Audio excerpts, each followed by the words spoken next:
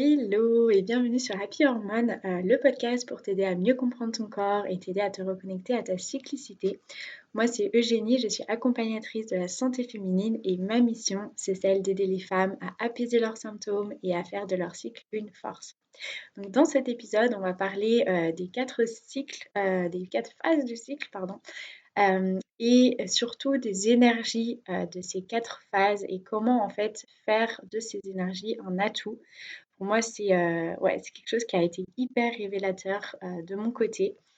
Et quand on apprend en fait à adapter son mode de vie en fonction de ces phases, je trouve qu'on vit son cycle beaucoup mieux.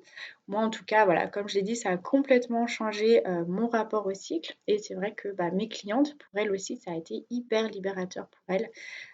Donc ouais, c'est vraiment quelque chose que j'avais envie de vous partager et que je conseille vraiment à toutes les femmes. Donc j'espère vraiment que cet épisode va vous plaire, que voilà, ça va créer quelques déclics et que vous allez observer votre cycle autrement. Du coup, je pense que ça peut être sympa de poser les bases quand je dis les quatre phases du cycle. Donc reprenons un petit peu. Donc le cycle, il commence à J1 des menstruations. Donc on commence le cycle avec les menstruations et puis on passe à la phase folliculaire où les follicules ovariens ils se développent. Il y en a un qui arrive à maturation et va donner lieu à l'ovulation. Donc on a l'ovulation et entre l'ovulation et le jour qui précède le premier jour des règles, du coup on a la phase lutéale. Donc les quatre phases du cycle, c'est les menstruations, la phase folliculaire, l'ovulation, la phase lutéale et le cycle recommence cycle après cycle.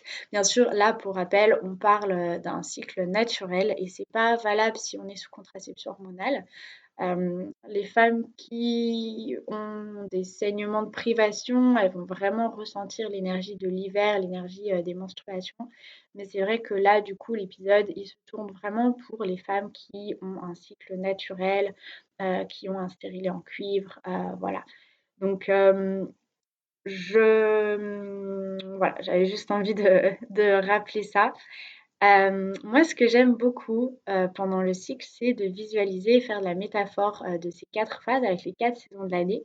Je viens de parler des menstruations, de l'hiver. Là, clairement, j'invente rien, hein, c'est quelque chose qu'on retrouve très,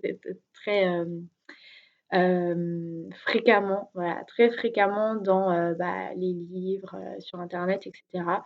Et personnellement, je trouve que c'est hyper parlant, quand énergétiquement, en fait, on fait le lien entre, les saisons de l'année, les phases du cycle et on comprend ainsi beaucoup mieux, les différentes phases, ce qu'on ressent, ce qu'on est censé ressentir et quoi mettre en place pour mieux se sentir, pour mieux vivre, chaque phase.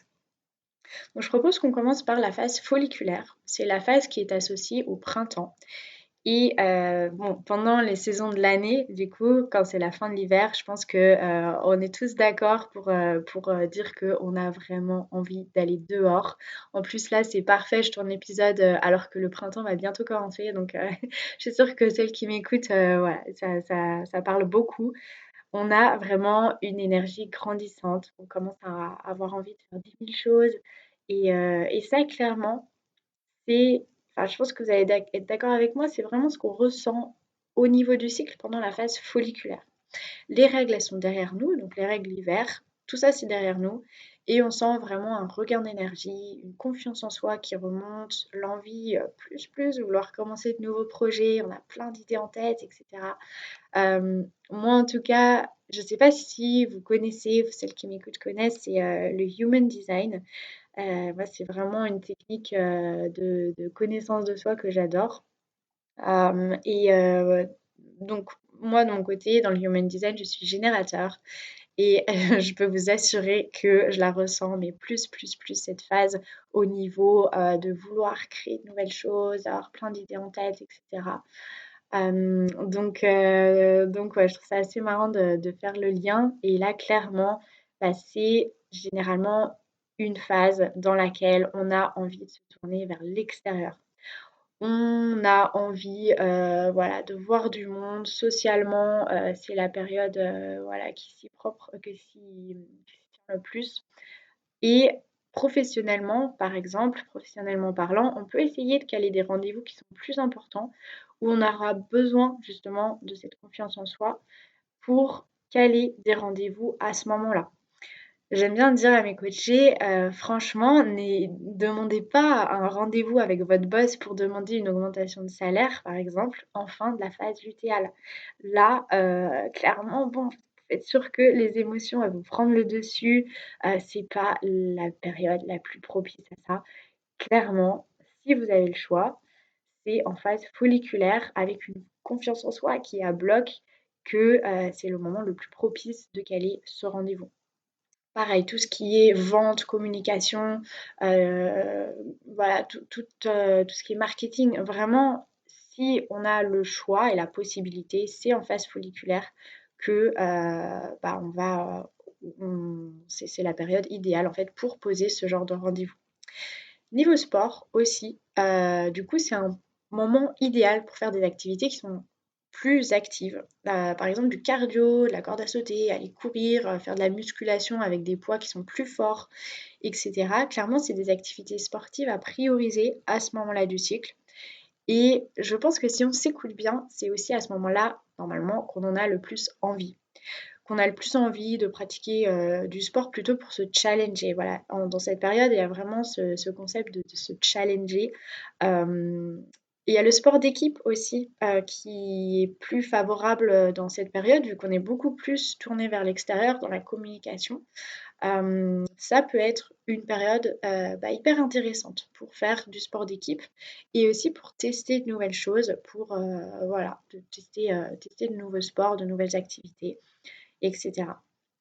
C'est vrai que j'en ai pas parlé, mais du coup, au niveau hormonal, on a en cette première partie les œstrogènes qui dominent.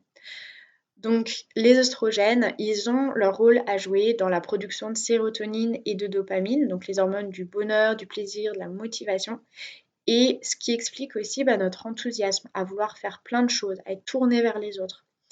Les œstrogènes, ils vont aussi être responsables de l'augmentation de la rétention d'eau et donc d'une belle peau, des cheveux qui sont plus beaux. Et tout ça, je pense que ça va vraiment augmenter aussi, ça a son rôle à jouer dans l'augmentation de la confiance en soi. Donc voilà, période très propice à être tourné vers l'extérieur, la communication, etc.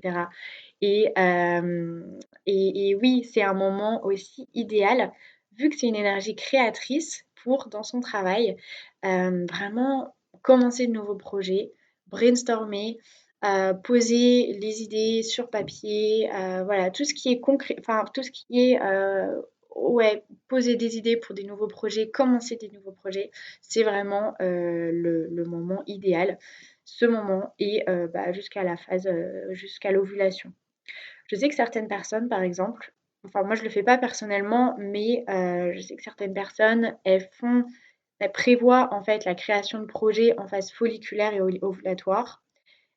Elles laissent les choses un petit peu en pause pendant quelques jours et elles se penchent plutôt sur la programmation, sur l'organisation du projet, plutôt en phase lutéale.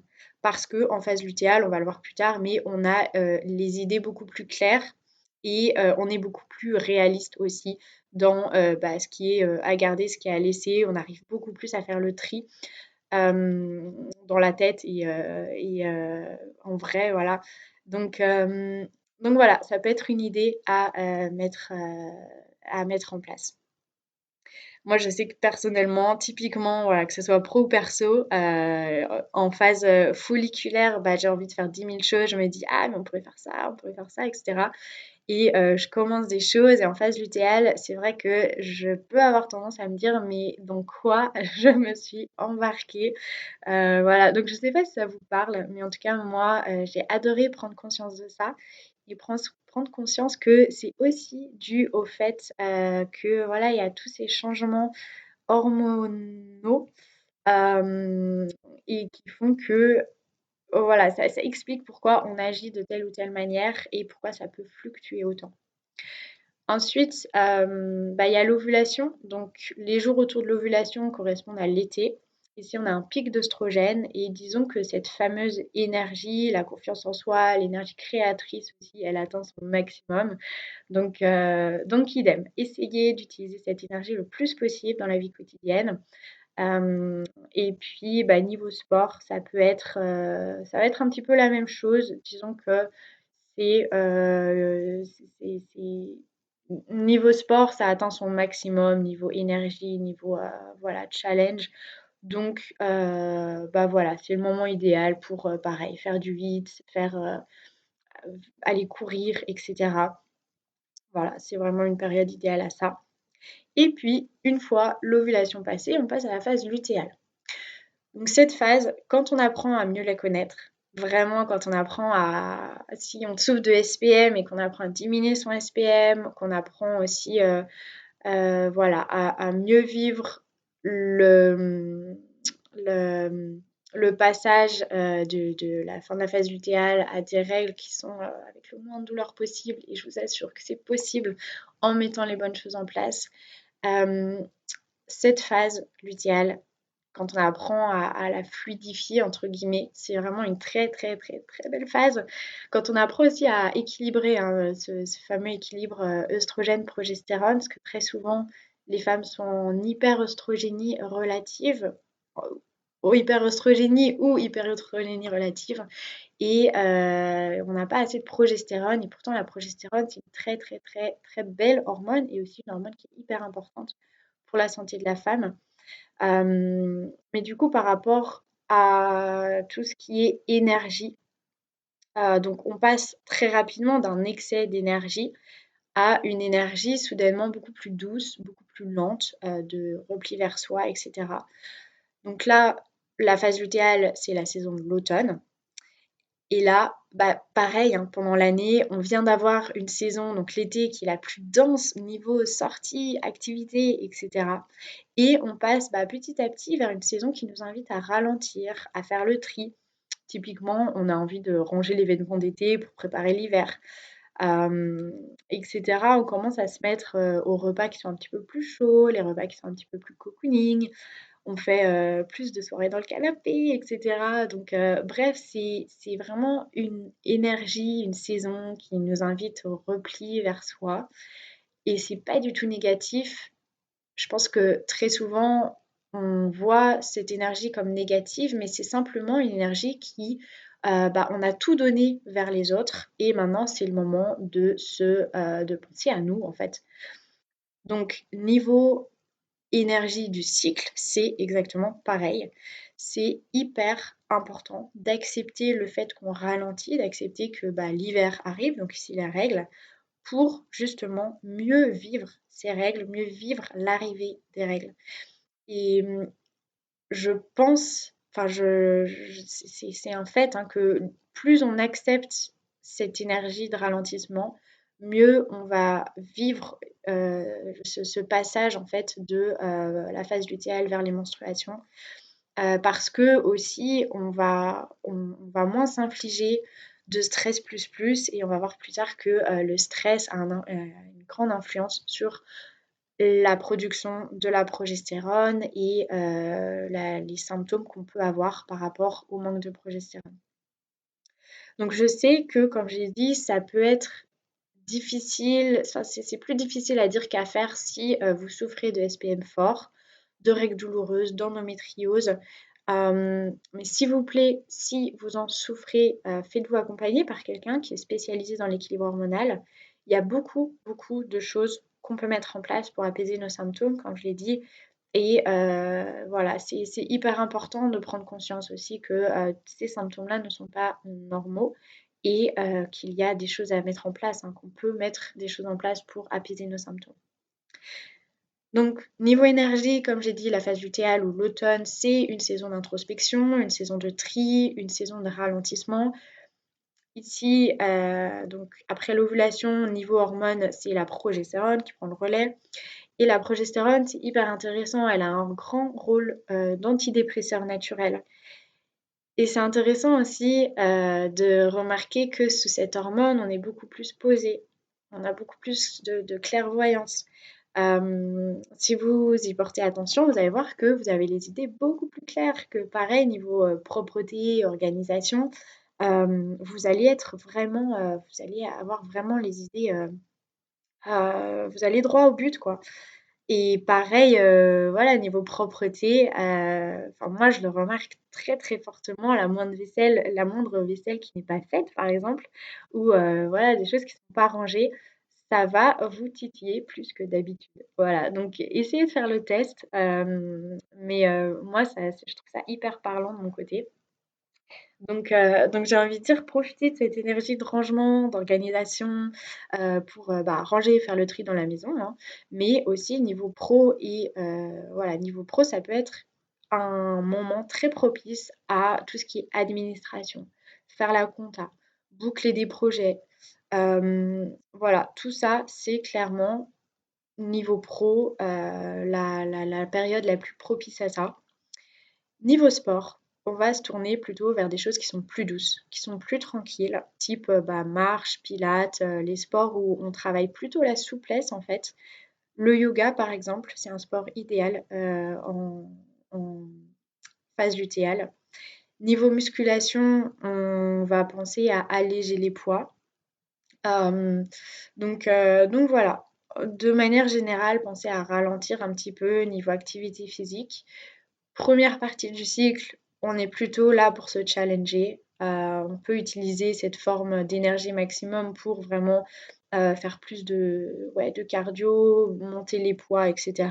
Et en phase lutéale, on pense à ralentir. On fait plus de marche, de yoga, on allège les poids, etc. C'est une phase où la gestion du stress, en fait, elle va être hyper importante. Pourquoi? Parce que donc le cortisol, il est produit à partir de la prégnénolone et c'est cette même prégnénolone qui est nécessaire pour la production de la progestérone. Donc en fait, si on a trop de cortisol, si on doit trop produire de cortisol, on va par conséquent moins avoir de progestérone et d'où l'importance aussi de ne pas ajouter une dose de stress supplémentaire au corps avec des sports qui sont à haute intensité pendant la phase lutéale. Et donc, moi je trouve ça intéressant que par exemple, si on fait du yoga, on fait plus de yoga pendant la phase lutéale, disons qu'on va faire avec une pierre deux coups. Non seulement on va faire du sport qui est... donc on va faire du sport, donc du sport plus doux, mais c'est important de ne pas lâcher le sport. Donc on va continuer à faire du sport, mais ce sport va permettre de se détendre, de faire focus sur la respiration et donc, in fine, de mieux gérer le stress pendant cette période. Donc voilà, c'est tout ce que je voulais vous dire par rapport à la phase lutéale. Et là, on passe à la dernière saison, c'est l'hiver, les menstruations. Donc là, clairement, bah, l'hiver, visualisez comment se passe l'hiver chez vous, mais celles qui habitent au soleil, ça compte pas. Mais clairement, pendant cette période, on a beaucoup moins envie de voir du monde. On est dans son petit cocon et c'est OK. Et du coup, niveau alimentation, beh, préparez-vous des choses qui sont cocooning, qui sont chaudes, des currys, des chocolats chauds. Voilà, franchement, c'est la période idéale. Je pense que notre corps on a aussi, beaucoup plus envie. C'est pas le moment non plus de vous forcer à faire du sport si vous n'en avez pas envie. C'est un peu pareil, hein, pendant la phase lutéale, mais si vous étiez déterminé, par exemple, à aller à la salle de sport tous les lundis et que, vous ne le faites pas, ben c'est OK. Vraiment, écoutez votre corps, écoutez ce dont il a besoin. Et même si, enfin, je pense que c'est vraiment important de pas se culpabiliser par rapport au fait que, bah zut, on n'a pas atteint ce challenge de aller tous les lundis à la salle de sport ou plus dans la semaine, voilà. Mais de se dire, bah, je vais beaucoup mieux vivre cette période-là si je me si je ralentis en fait à ce niveau-là et que bah, si j'ai quand même envie de bouger, je me focus plutôt vers aller marcher ou faire du yoga doux, etc.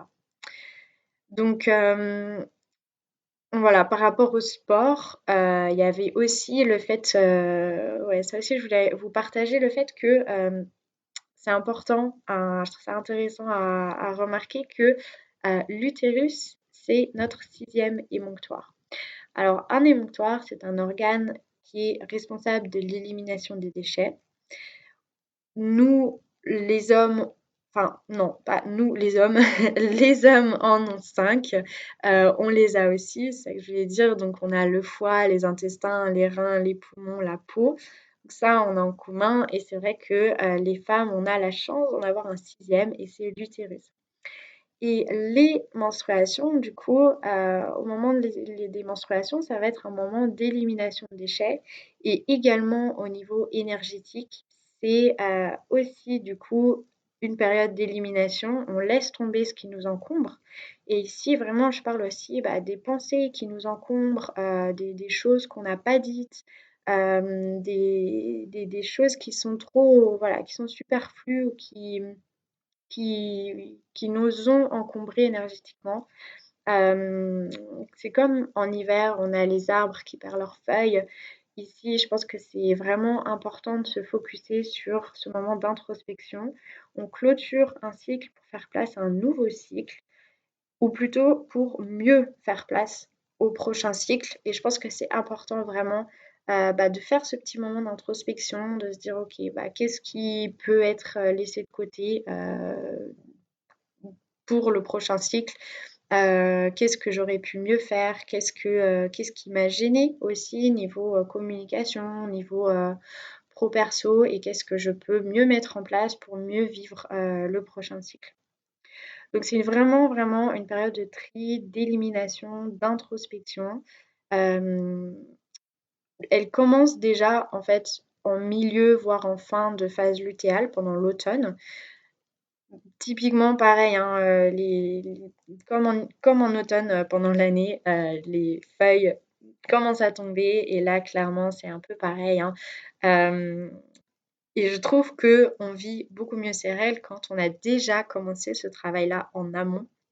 Et d'ailleurs, si on souffre de règles douloureuses, hem et que, par exemple niveau émotion, on est vraiment à bout, à côté de remettre en cause tout ce qui est alimentation, compléments alimentaires, et cetera, c'est toujours hyper intéressant de se demander si simplement on n'en a pas trop demandé à son corps ces derniers jours, et qu'on n'a pas su assez poser ses limites et assez ralentir. Donc voilà, hyper important vraiment pendant ces 2 phases, donc milieu, fin de l'automne et l'hiver, de savoir poser ses limites et éviter de se mettre du stress supplémentaire. Alors, bien évidemment, tout ça, tout ce que je vous partage, j'ai bien conscience que voilà, c'est pas toujours facile. Moi, j'ai pas d'enfant, donc, voilà, je sais vraiment que c'est plus facile à dire qu'à faire. Aussi, niveau travail, j'ai la chance de pouvoir choisir, moi, ce que j'ai envie, enfin, pas toujours, mais c'est vrai que j'ai plus de flexibilité par rapport à ce que je peux mettre en place selon les phases du cycle, et que quand on est salarié, c'est pas aussi simple que ça. Mais je pense que, ne serait-ce qu'au niveau personnel, quand on prend conscience de toutes ces choses, euh, on peut, on va mieux vivre en fait ces différentes phases du cycle, et on peut faire des différentes phases vraiment un atout. Donc, utiliser cette énergie de confiance en soi, de communication en première phase du cycle, et utiliser cette énergie de clarté d'esprit, organisation, voilà, tri, etc., introspection en deuxième partie du cycle. Et en tout cas, pour résumer, donc je ne sais pas si vous avez une période ou une phase préférée, mais j'avais vraiment par cet épisode envie de vous faire voir dans chaque phase une certaine beauté. Bon, sans trop vouloir faire bisounours, hein, mais vraiment, je trouve qu'il y a une certaine beauté dans chaque phase. En tout cas, voilà, quand on prend conscience de ses atouts pendant les différentes phases du cycle, quand on arrive à les accepter et même plus les utiliser pour au final mieux vivre ces cycles, voilà, j'espère que j'aurais pu vous transmettre ça, en tout cas au cours de cet épisode. Euh, et donc ouais, par rapport à l'énergie yin-yang aussi, c'est vrai que j'avais envie de vous parler de ça. Euh, On ressent du coup en première partie du cycle vraiment cette énergie très yang, très masculine, très passage à l'action, très tournée vers les autres. Et c'est hyper important à mes yeux d'essayer de rechercher en fait cet équilibre dans tout ça grâce à la deuxième partie du cycle avec une énergie qui est très yin, qui est très féminine, où là c'est vraiment le moment de prendre soin de soi. L'énergie yin, voilà, c'est vraiment une énergie d'introspection, de reconnexion, une période où on se priorise. Donc voilà, première partie du cycle, on est tourné vers l'extérieur et la deuxième partie du cycle nous invite vraiment à prendre soin de soi, à faire de l'introspection et ouais, à ralentir. Et je pense que c'est... je me répète, hein, je suis désolée, je me répète à fond, mais on vit beaucoup mieux son cycle quand on apprend ouais, à équilibrer ces fameuses énergies yin-yang et à utiliser, à en faire vraiment un atout pour mieux vivre son cycle. Donc voilà, j'espère que cet épisode vous a plu, ça change un petit peu. Mais ouais, n'hésitez pas à le partager, à me faire votre retour par rapport à ça. Ça me ferait super plaisir à me dire si bah, ça vous a parlé, si vous reconnaissez déjà ces différentes énergies, ou voilà, si par la suite vous allez y porter attention et vous allez avoir quelques révélations. En tout cas, j'espère que ça vous a plu. Je vous souhaite une très belle journée, une très belle soirée et bah, je vous dis à très bientôt.